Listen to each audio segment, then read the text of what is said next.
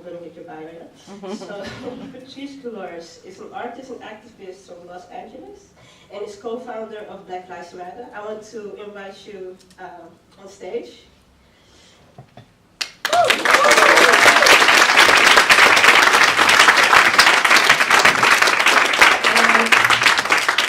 Janaya, did I pronounce it right?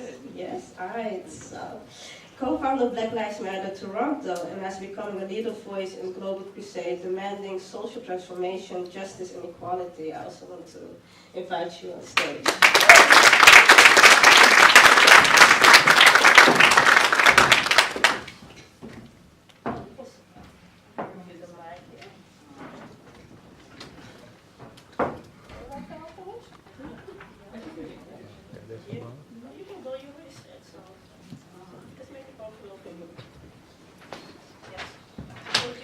Traveling, a lot of interviews, so just take your shit. So after having two panels, who saw it in the media, I joined two panels on Black Lives Matter, and it really made me reflect on the questions and the things that we needed as a community. So I wanted to make it a productive discussion, not necessarily discussion, but more a conversation, right? On what we need as a community in order for us to heal and just to, for me, actually it was about love and activism, but then I realized, yes, love, activism and self-care is quite a new concept, I think also for a lot of activists here in the Netherlands. So in order for us to understand that concept, we have to understand why do we need to set boundaries for ourselves and learn to heal ourselves. We have to understand basically try to process the bullshit that we are encountering, right? So in order for us to get to the stage of self-care, we have to understand, okay, so what are the things, what is so tiring about these conversations, and understand that. Some of the things that I want to share and exchange ideas with you is how can we get hope in an environment that hates us? How can we take care of ourselves when we actively fight racism and other systems of oppression? Why do we feel exhausted, and how do we keep ourselves physically, mentally, and spiritually healthy? How can we imagine our liberation for ourselves and what is needed? And I think it's quite interesting for us to know here in the Black Netherlands, also as a question in organizing, participating, and having different visions. Recently I traveled to New York to, I think it was a reparation summit, where I met different members of it's a question to you, Patrisse, by the way. Where I met members of the Black Lives Matter chapter in New York, and then they spoke with me about the differences between the Black Lives Matter network and the Black Lives Matter movement. So this is organizational questions, right? So can you explain what is the difference between the Black Lives Matter movement and the network, and why did you make that choice? Why did the collective make that choice? Yeah, well, thank you everybody for inviting us. Thank you for giving us such a warm welcome here in Amsterdam. Really appreciate it. How are you doing? Good. It's always weird to be on stage. Never get used to it. But so a few things. Well, mic is a little hot. We can turn it down a bit. I don't know who's controlling that.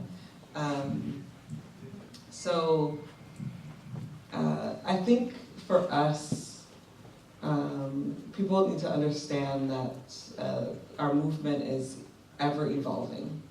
When we first created the hashtag, the idea was to help amplify and ignite our Black liberation movement. For us, the movement didn't start 3 years ago. We've had a movement for 550 years. It's the movement for liberation and freedom for Black people around the world, around the globe. And so it was, Black Lives Matter was really an initiative to build out a clear political platform that was able to talk about Black people both inside the country but also outside of the country. It was really important for us to have a global understanding of Black lives. The years sort of, year one after Jared Zimmerman was acquitted of Trayvon Martin's death, the birth of the hashtag. Year 2 was really the climax, Mike Brown's murder, and Darren Wilson being acquitted of the murder. It was clear for us that we needed to build something in our own localities. Our network is decentralized and autonomous, and that has its own set of issues. But folks are doing work in their cities, in their towns, in their states. And for us, the local becomes the national. So we created a chapter structure. It doesn't mean that we're going to stay a chapter structure, but that's what we created. And then people across the globe really started to network with one another. We have a set of guiding principles that all of our chapters, for the most part, abide by. And there's still some outstanding questions for us. So the Black Lives Matter Network is an actual organization. The movement, we didn't name our movement Black Lives Matter. The media did. And I think that's important. The media starts calling this the Black Lives Matter movement. One day I looked up and I was like, really? Okay. So a name was placed on us. And I would try to assert that, that confuses people a lot, because people are like, well, what's that between the network? Most people don't know there's a network, that first of all. But then people are confused. Well, is that Black Lives Matter? Is that Black Lives Matter? Well, to white media, everything black is Black Lives Matter. And, black person, whatever a black person does at this point is Black Lives Matter to white media. So we have to actually make distinctions and clarifications.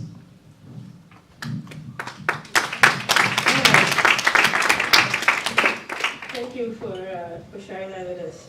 Janaya, you co-founded Black Lives Matter Toronto. Can you maybe briefly elaborate on how it all went, and if that anything had to do with making other black realities outside of the US visible? Yeah.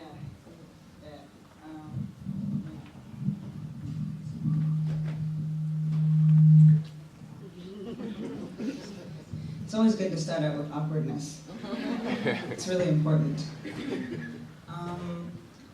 I too have dealt with American exceptionalism and the narratives that, you can't talk about racism here because it's not as bad as it is in the States.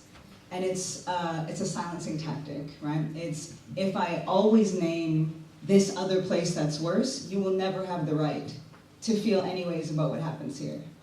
And these ideas of American exceptionalism and the narcissism that actually comes out of that, it didn't allow for any mobility, it didn't allow for any growth, and so we anticipated that would be pushback. So when we saw that there was momentum building around Black Lives Matter, and it's really important to note how much power we have at any given moment. Nobody wrote Black Lives Matter and thought this is going to be an international movement. Right? Alicia made a post, Patrisse put a hashtag on it, and it cycled for a year. And it took an entire year for people to fully grasp what it could mean. We didn't really start hearing about Black Lives Matter on any grand scale until 2014, when Mike Brown was killed. And that's when many of us were activated in a particular way. And it's sad, too, that we come together around a litany of death. So when Mike Brown was killed, we saw Black Lives Matter was becoming a thing that people were mobilizing around, and we thought maybe we should use this. But it was really only for one protest. It's kind of funny because 2 or 3 months before then, Mike was killed in August, and in November, that was when then police officer Darren Wilson, who was responsible for killing him, no indictment happened. And when we first did our call out, like 12 people showed up in August. It was like, and 3 of them were like babies, and we had our little signs, and that was it. And that was often what it felt like to organize around Black issues in Toronto. And it's important to name the context because we are a city that is 8.8% black, which is primarily Somali and Black Caribbean. And then we live in a country that's slightly larger than the United States, but has a fraction of the actual population. So Canada is 35 million people. The States is like, what, 320 something million?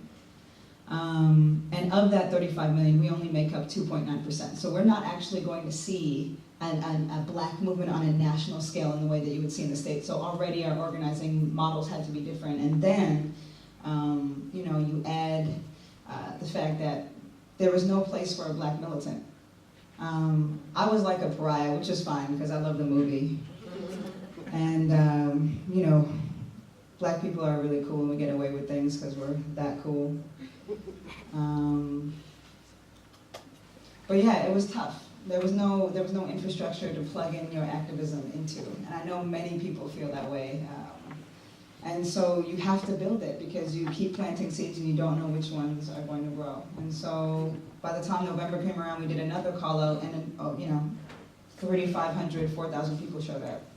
And we all were in front of the US consulate, and gradually we started to make things more and more Toronto and Canada centric.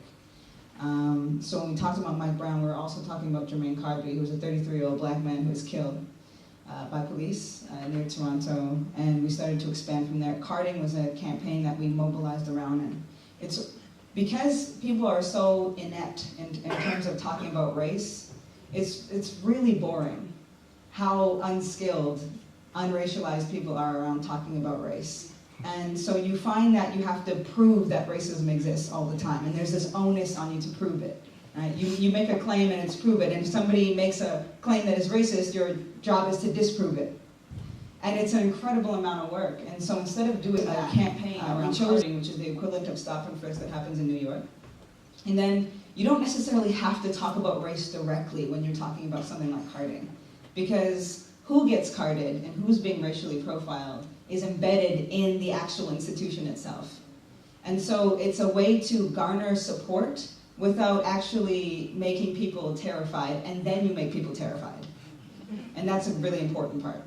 Because we had a protest, and in fact, at the time, because we have to grow in this too, and we were a peaceful protest, and they called us a segregationist group because we wanted to centralize black voices at a Black Lives Matter rally. And that was the last time we ever used the word peaceful. So that's about how it started.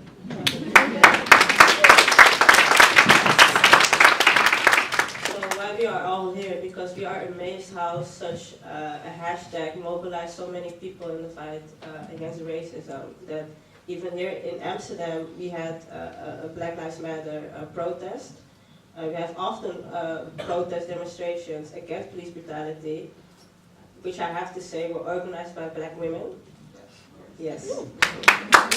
That is never mentioned before.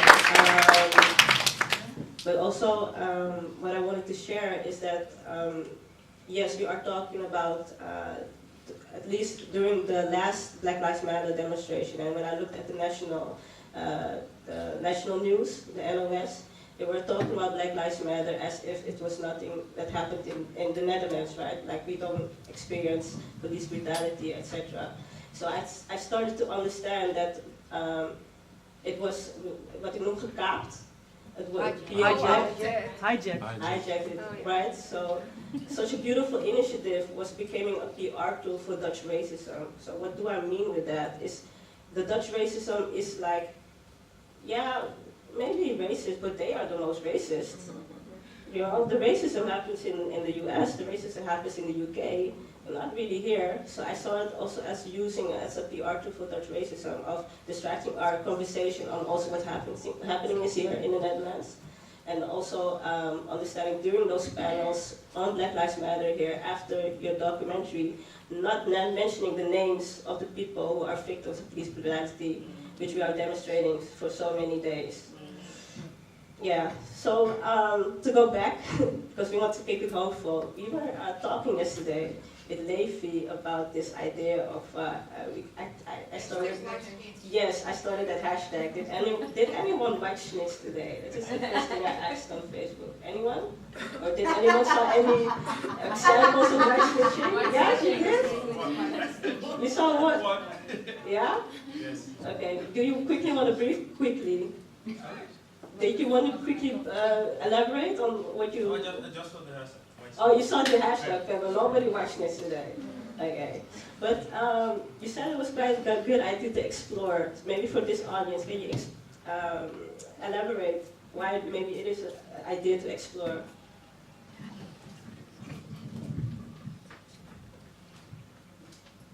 I grew up around this weird myth of Canada being a racial haven. And then people don't want to talk about race, and people don't say anything when they see things happen, right? Like, I just watched this YouTube dude, what's his name, Adam Sella? And he was removed off a plane just a few hours ago. Yeah, for speaking Arabic.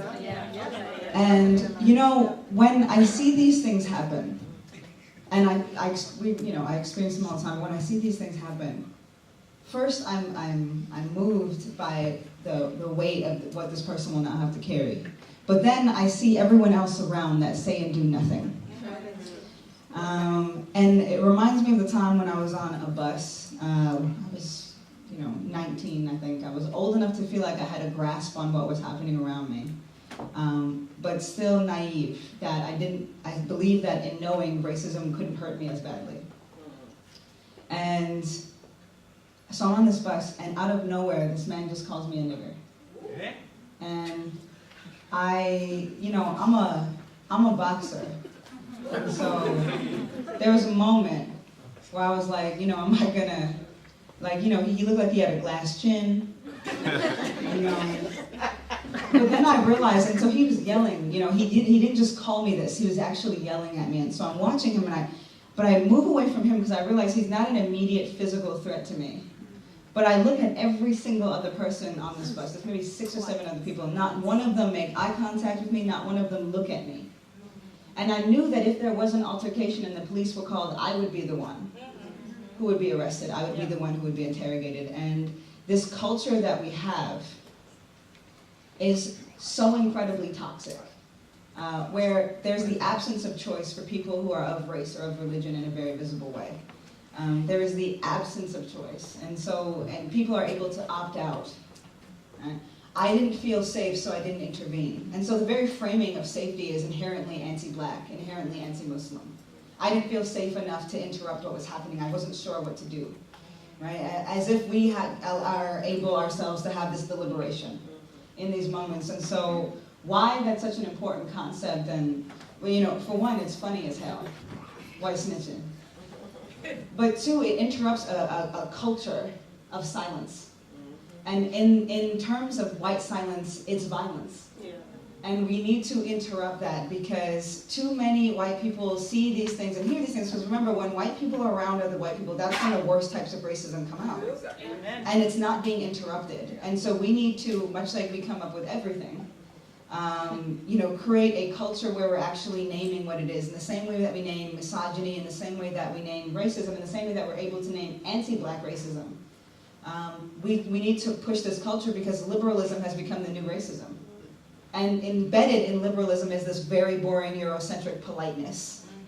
And these cultures have become so hegemonic that they're just considered normal. And more importantly, our relationship to snitching as black folks is very different. It's very different. The implications for us have always been deeper. The implications for racialized people and poor people have always been deeper. If you snitch, somebody goes to jail or they die, right? When we call the police for help, too often it ends in fatalities, right? At the hands of the police. But those implications are not true for white people. And so the very notion of snitching is actually one that needs to be understood as a social justice means. We can call it snitching, because it's funny. But the reality is, you're actually holding someone accountable, and you haven't been doing that.